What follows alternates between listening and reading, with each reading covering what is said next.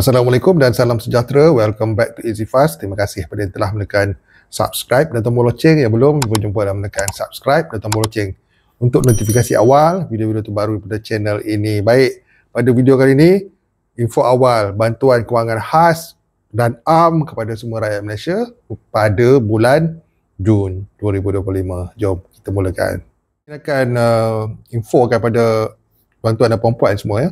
Senarai ikut keutamaan tarikh yang terdahulu sehingga yang terakhir bagi bulan Jun 2025.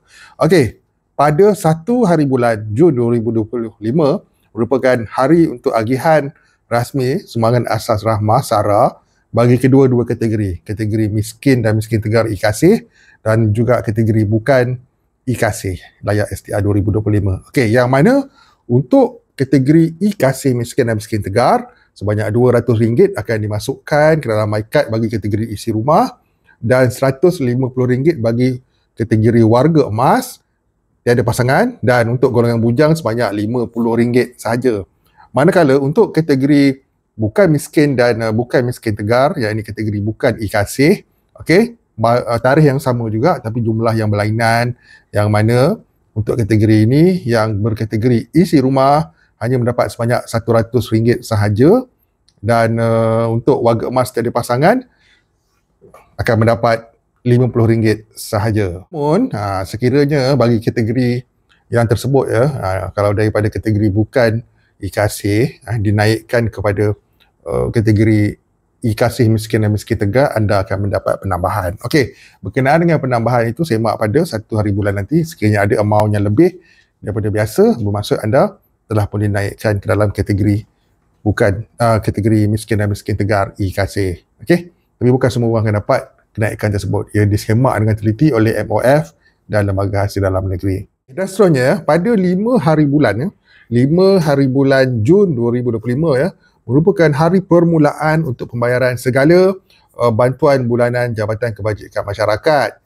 Okey, ambil maklum perkara ini bahawa bantuan JKM ini bukanlah serentak pada satu tarikh semuanya menerima, tapi ada negeri yang menerimanya dan ada yang belum, dan bermula 5 hari bulan dan seterusnya pembayaran ini akan diteruskan. Antara lain manfaat yang akan disalurkan adalah bantuan kanak-kanak BKK sebanyak RM150 sehingga RM1,000 per keluarga. Okey, dan ada bantuan anak pelihara BAP sebanyak RM250 sebulan dan maksimum RM500 sebulan. Dan ada bantuan warga emas BWE sebanyak RM600 dan kita ada allowance pekerja kurang upaya RM450.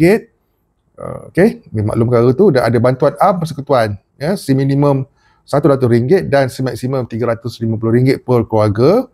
Ada bantuan OKU tidak berupaya bekerja sebanyak RM300 dan bantuan penjagaan OKU terlantar ataupun pesakit kronik terlantar sebanyak RM500. Tarikh pembayaran permulaannya pada 5 Jun 2025. Okey, dan beberapa hari selepas itu, yakni pada tarikh 7 hari bulan Jun 2025, okey, merupakan pembayaran bantuan tunai subsidi diesel Budi Madani. Okey, jadi penerima Budi Madani ya, iaitu bantuan penyesaran semula subsidi diesel ya, yang mana mempunyai kenderaan diesel dan telah memohon untuk subsidi ini, okey, sebanyak RM200 akan dikreditkan ke dalam akaun bank anda pada 7 hari bulan Jun 2025. Baik, tak selesai di situ, ada lagi.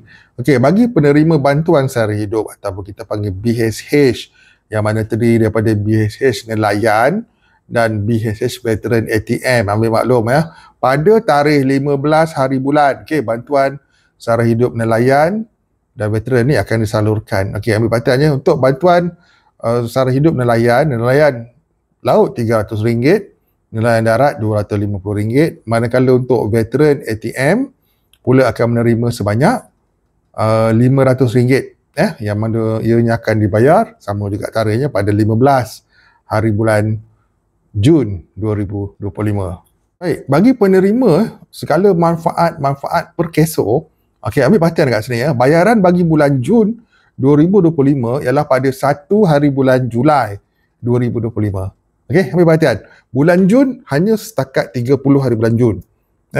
Malangnya untuk pengetahuan semua, untuk manfaat per keso bagi bulan Jun, ia dibayar lewat sehari daripada 30 tu hujung bulan, penutup bulan Jun, tapi Pembayaran untuk bulan Jun akan dibayar pada 1 hari bulan Julai 2025.